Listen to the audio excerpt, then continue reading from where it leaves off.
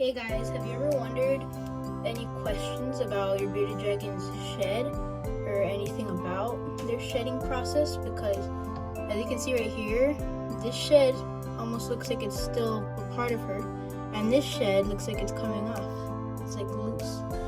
So today we're going to be talking about just that. So I'm going to teach you guys about how to help them get their shed off, how to get their shed process right so that you're not worried about them not shedding as often, and then I'll just review all the information that I gave, and then that'll be it. So first I want to talk about how they shed. So most bearded dragons, when they're younger, they start shedding about every week. Some shed earlier, some shed later, but most of them start shedding with their faces, as you can see with mine. This bearded dragon is about 1 year old and her name is Modi. So yeah, she's shedding almost like once every month. So she just started shedding. She's shedding her nose, and then usually she sheds her front feet, then her back feet, and then like underneath all this. But yeah, that's what we're gonna cover today. So first, I'm going to talk about the whole process of them shedding, and then I'll talk about how to help them shed, and also fragile parts of them that you don't want to injure.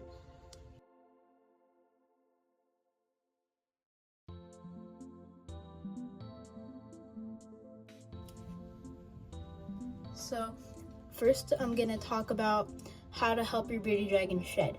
So first, before helping them, this is like one of the most important things. You need to make sure that they're ready to start shedding. Like as you can see right here on like the front of her mouth, so right here, like if I try to peel this, nothing will happen. So like it's still alive, like it's still a part of her, like just like her scales and stuff. That just means that it's getting ready to shed. So if you take a look over here on her head, this part is like completely white and it's starting to detach from her. So what you're gonna want to do to not injure them or anything like that, you're just gonna want to carefully kind of just make sure that it's loose, and then carefully just push it so that it's loose and it can easily come off like this. And it's a small piece of shed has come off, and they can actually eat this shed. It has some calcium in it, which is good for them, but if your bearded dragon doesn't want to eat it, it's perfectly fine. So as you can see, around this area she has the shed, and around this area. So another thing, on this side of her head, she's gonna shed her eye, so around this area of her eye. And as you can notice, she's closing her eye. When I get closer, that's because bearded dragon's eyes are actually really sensitive.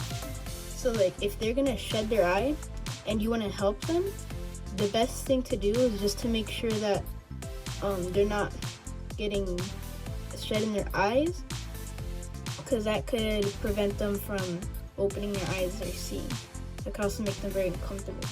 So yeah, if you really want to get the shed off their eyes, what you're gonna do is look for a shed like this. It's like pretty much hanging off, and then you're just gonna want to very, very carefully and lightly just like rub it. So mine isn't shedding her eyes right now, so I can't really give you a demonstration, but that's all you're gonna want to do.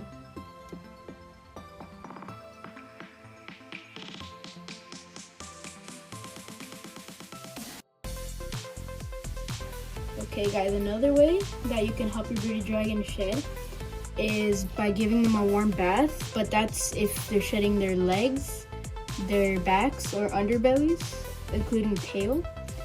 So all you need to do for that is put them in the bath, and that'll help moisten up their shed.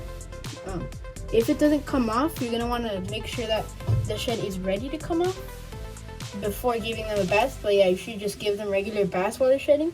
It'll help them get through it, because sometimes the shed can be uncomfortable and they might act strange, not want to eat, or be lethargic.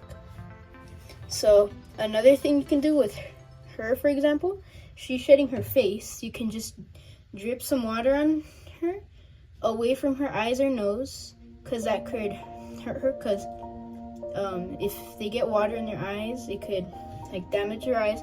You also want to really watch out for the ears.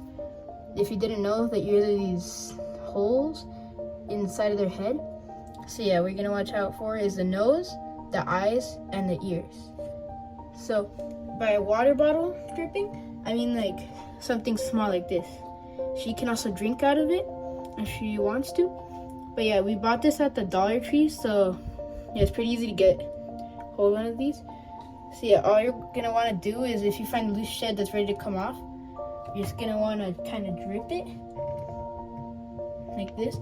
And then what that would do is, as you can see, this shed on her head isn't ready to come off, but usually it would just drip into the shed and then it would loosen it up. So yeah, you could do that if your bearded dragon is shedding kind of slowly. I'm gonna take some of the water off. So yeah, that's pretty much it. So now we're gonna go over to the conclusion.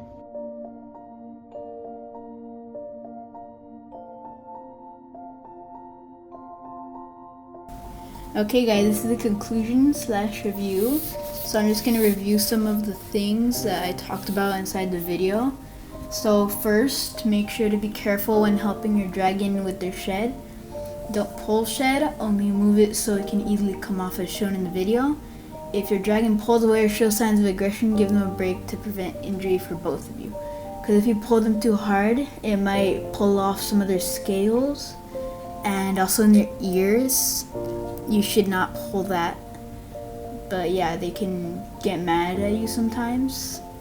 Mine hasn't gotten mad at me yet, so yeah, you should just be extra careful around those areas.